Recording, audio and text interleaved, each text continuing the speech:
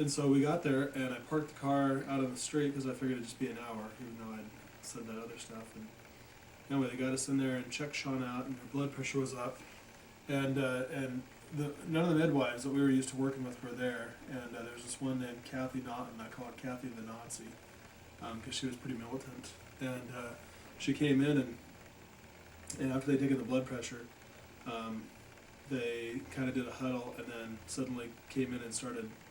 I think did they separate us anyway? No, you were in the room. I was in the room, yeah, and he goes, "Well, this is kind of serious, and we're gonna do a non-stress test in the baby." And Eric wanted to move the car, but he thought, "Well, I'll just stick around." Yeah, because the non-stress test. Yeah, because at this point we didn't know that they were gonna try putting the heat on. So then Sean went into another room with another Kathy, and she seemed really nice up front. But then they did the non-stress test. The baby's doing just fine, rock solid, nothing wrong. But Sean's blood pressure was still up. And so the Kathy the Nazi came in. Well, first Corey called. Oh yeah, and Corey called, and they kind of had a powwow. But Corey called me and warned me before Kathy Naughton came in. Oh, did she? Yeah, on the phone that I was gonna have, that they felt it was best to do an elective C-section, and she felt bad because I wanted to have a natural birth, and if I wanted, she could call Dr. Brown, and since I'd been working with him so long, and I could have it at Valley or I could have it here, what would I prefer? And so we were plunged into a thing where we were having to scramble again, like we had with the first two, just totally as if we were out of, beyond our control. And they made Sean feel as if she was going to explode if she didn't have the baby right then. And then Kathy the Nazi took me into a separate room and told me, if you guys don't have this, because we were resistant to it. And then Kathy, the non-stress test nurse, started, saying, I had all three, and then I had my tubes tied, and blah blah blah, and it's really just so nice. You just go ahead and you get it over with. They were selling. I felt like I was talking to a bunch of used car salesmen. And Corey, I never felt that way ever. Or she just would say what the options were, the benefits, the risks, the alternatives, and everybody else was railroading us, and it was frustrating. And so then the Nazi took me into a separate room, and the Gestapo laid into me. And I don't remember that. Oh yeah, well she took you into a separate room. They were trying to separate us and get us to individually, because when we were together, it's that standard tactic. When you're together, you can say no, you look at each other, go no, and read body language. And when you're apart, they get you totally convinced that that's what you need to do, and then they get you back together. It's like that's how they get abortions to happen. They get the young girl. I don't remember being separated from. Oh yeah, for 5 or 10 minutes, and that's when the Nazi told me. That's what really got me pissed.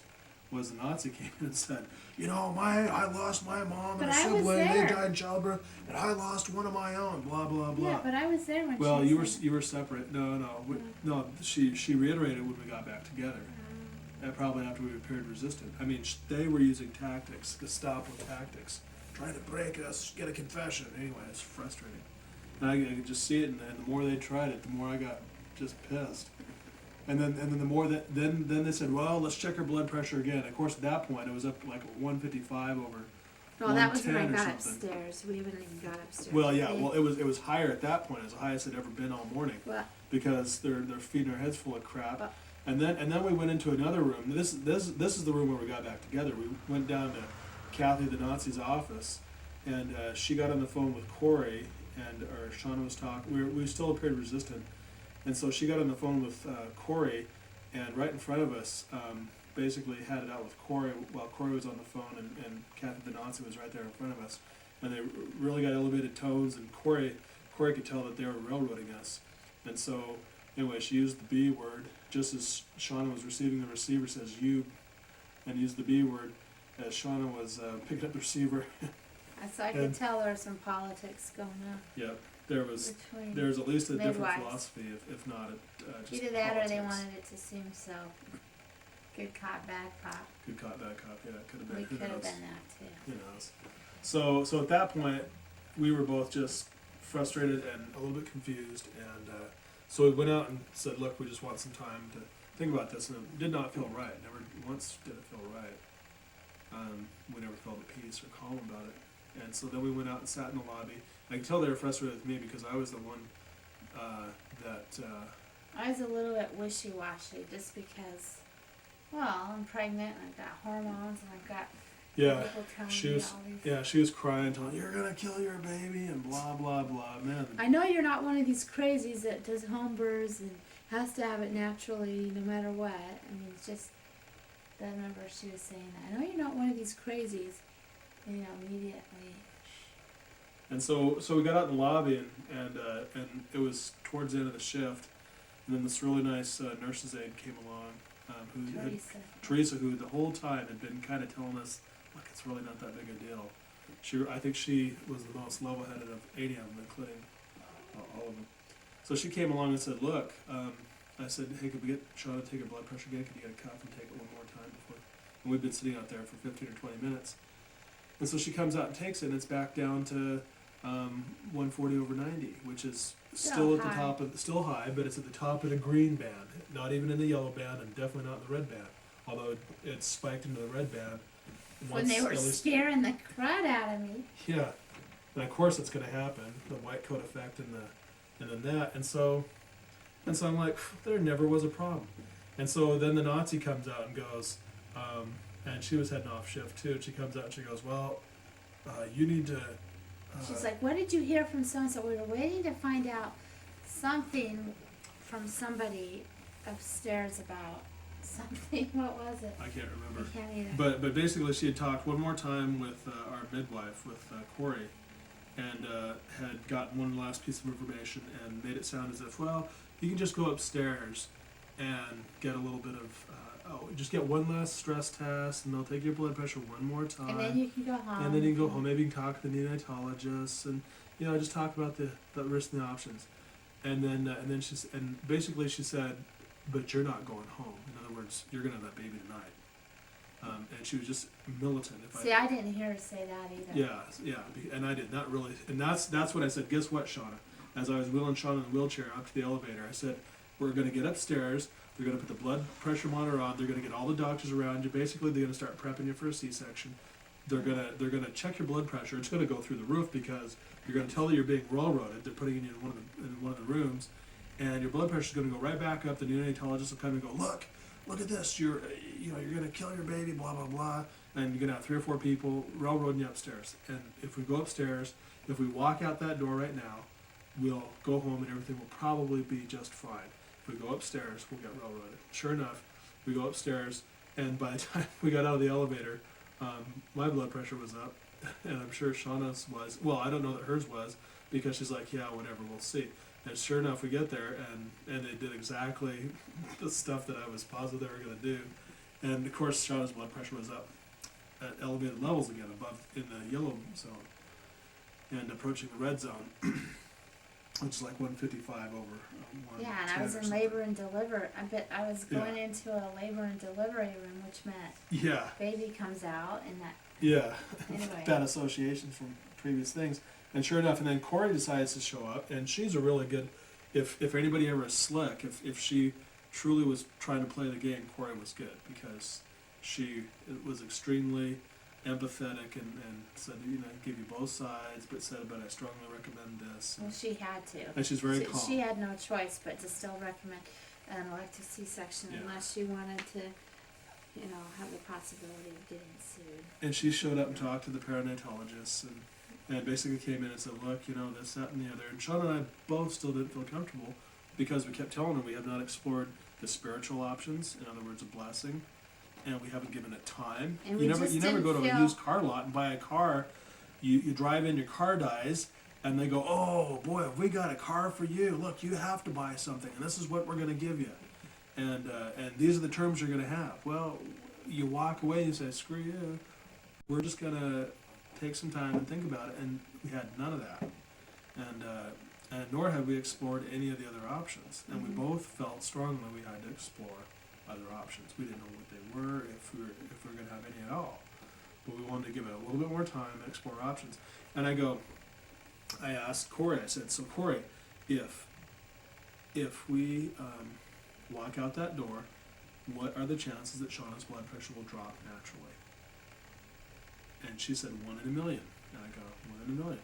What are the chances that if she has a C-section, right now, an elective C-section, what are the chances that something could go wrong? That they could cut the baby out, and in the process end up puncturing an intestine, or who knows what, and Shauna could die of internal infection or internal bleeding, or who knows what.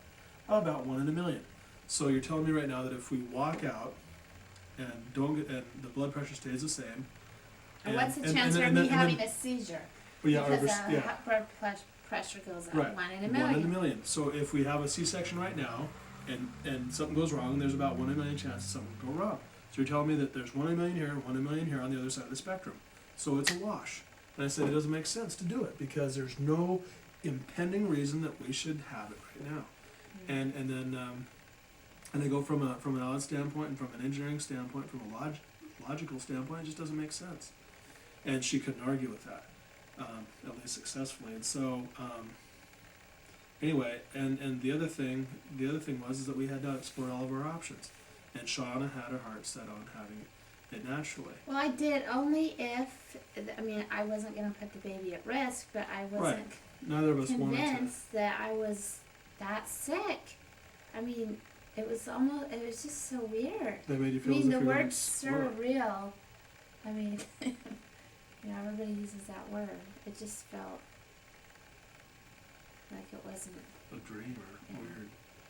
And so we convinced Corey to give us some time. It was about 8 o'clock at that point. And we convinced her to give us some time to take care of our other options, to explore them. Yeah, I wanted some time to think. In fact, Eric realized that I needed to, you know, We have hadn't some been space. Yeah, And from them and then from each other too. And then I can't remember if it was Eric or I, but I said, well, why don't we, I asked, or Eric said something about a blessing, and I wanted one to be able to have one of healing if necessary, rather than just one of comfort. So we had to find somebody else to help Eric give the blessing. So I asked Corey if she knew of any more. Oh, yeah. Yeah, Corey was looking for somebody in the hospital. She went out and asked, and I don't know if she really gave it a good effort or if that truly was all they had, but she said, well, there's a Catholic priest.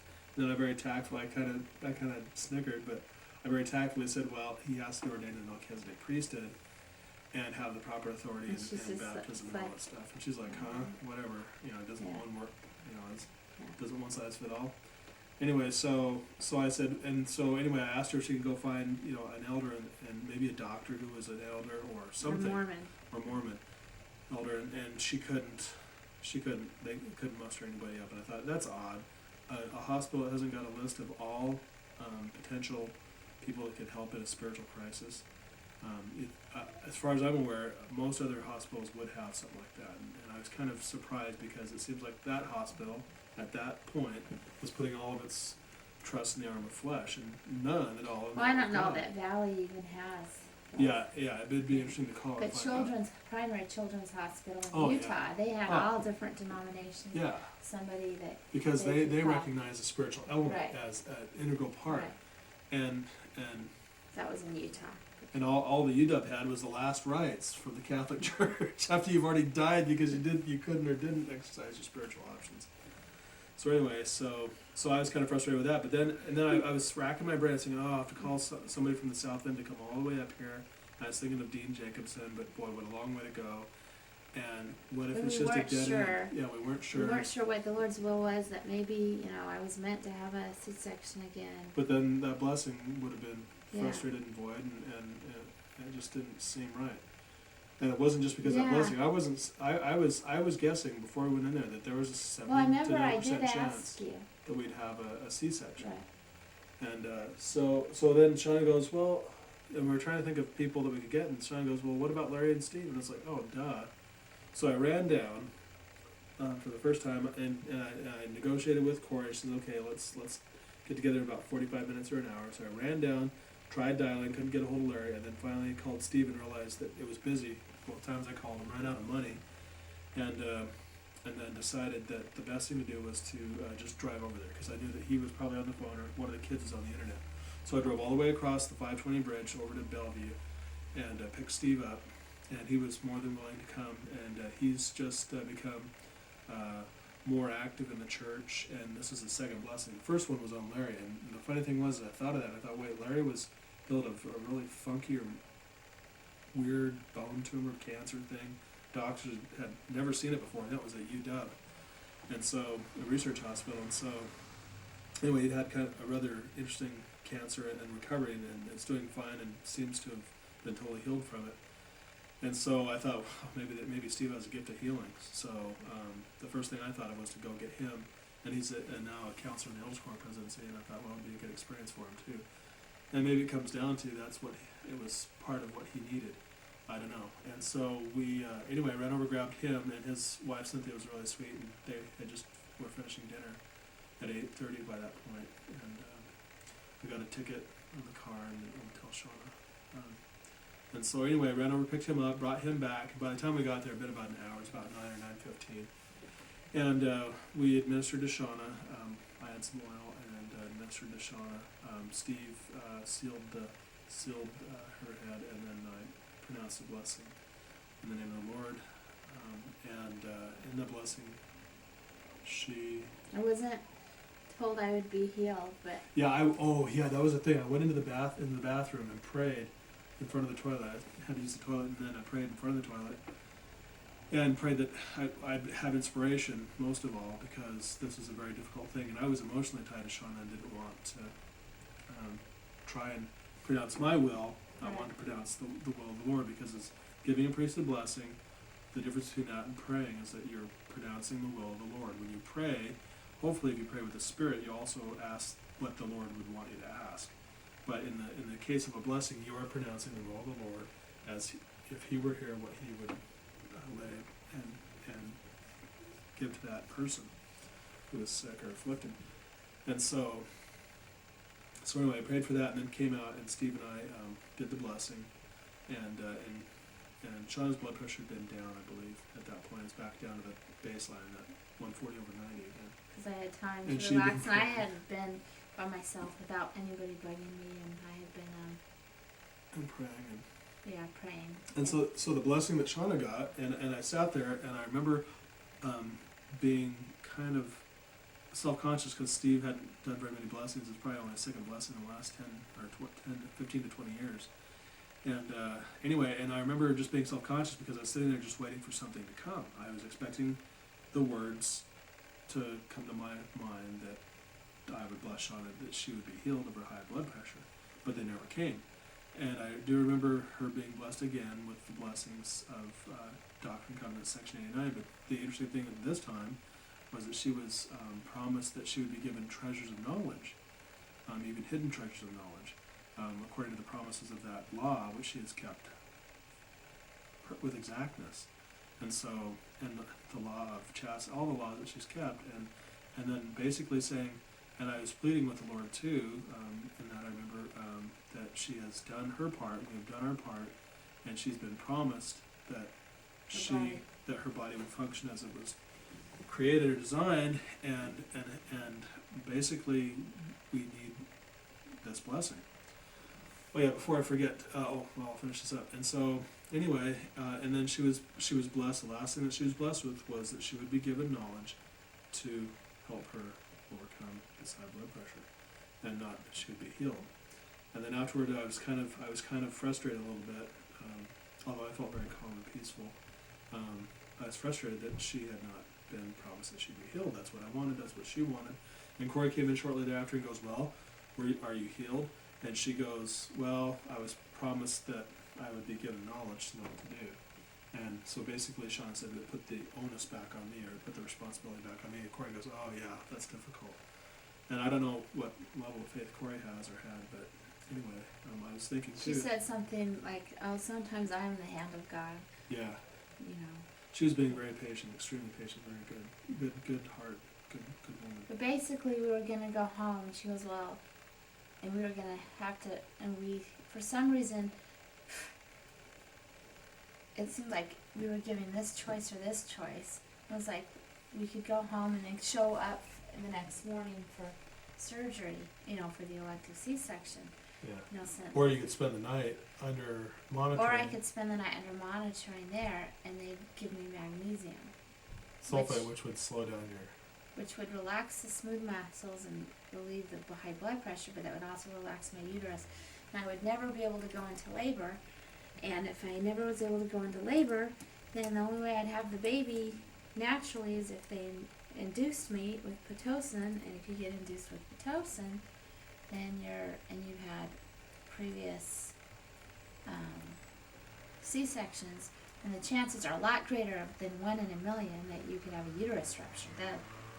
I mean, I don't know what the odds are, but they're very high. In fact, They're- the UW just came out with a study that basically one of the main doctors there, and it was conclusively pointed out the fact that if you take Pitocin or oxytocin after you've had C-sections, that there's a high chance of uterine rupture, and they do not administer it to people like Shauna with feedback yeah, they situations. just changed the policy just that week. In fact, we had just seen it on the news a Just couple of weeks before. a couple of days. A couple days before, we were just like looking at each other, just going, "Oh dang!" And And, other and, people and had seen a it couple too. of other interesting things that I just thought about. One of the things that I forgot to mention in Shauna's blessing was that she'd be blessed with blessings of the breast and of the womb, according to the promises of Abraham, Isaac, and Jacob. And we had just read that. I had just talked with Jorge at work, a Catholic coworker, and we had actually gone through the entire section and read it together.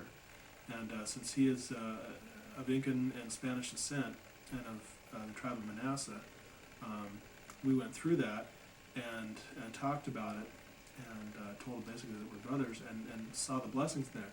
Now, one of them was the blessings of the womb and of the breast and of the womb, and that we're also it's also alluded to in the temple. And Shauna was promised and blessed with that. In other words, that the baby would be healthy regardless of how it came out, and also that it would have plenty of suck, and that we would be able to have continuation of children.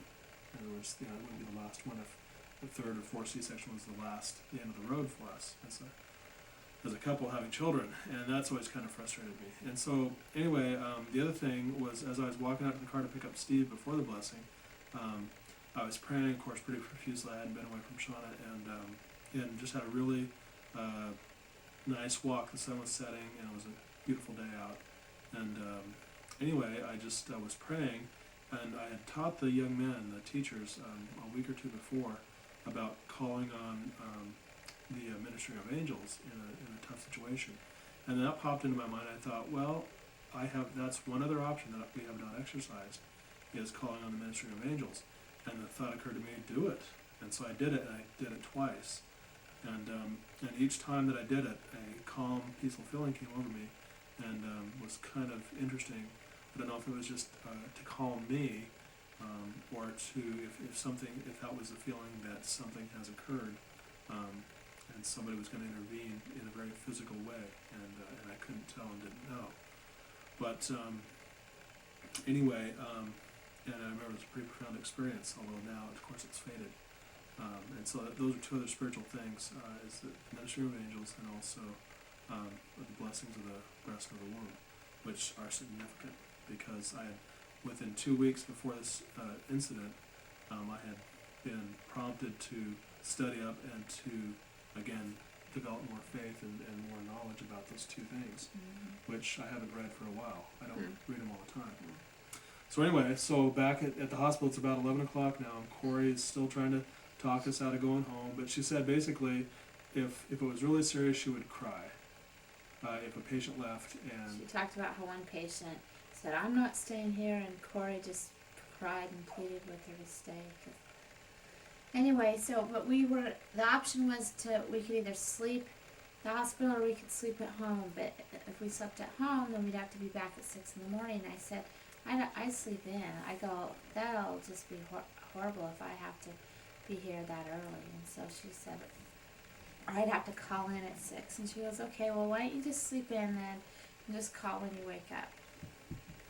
And that was enough for us to just say, okay, let's get the heck out of here. Yeah, and I kind of had a fitful sleep. Neither We of us both slept well. did. I remember basically waking up in the middle of the night. I can't remember if it was a contraction or what it was, and thinking. You're crying. Yeah, I remember ended up thinking that the idea of the natural birth wasn't sweet. it wasn't didn't even appeal. to me anymore. In fact, it would become yucky and repulsive to me because, you know, it was putting my family, Eric, through stress. And I mean, when all I'd have to do is just show up and they'd have to pull a baby out of me and it'd be healthy and I'd be healthy, and And the I was kids were beginning to feel stressed. selfish. You know, here they were sleeping at somebody else's house, and Yeah. I mean, I just thought, you know, I'm being selfish, and So and it's- so I basically mourned, you know, the opportunity that I had for the, you know, and resigned natural myself birth. to a C-section that I would show up sometime tomorrow.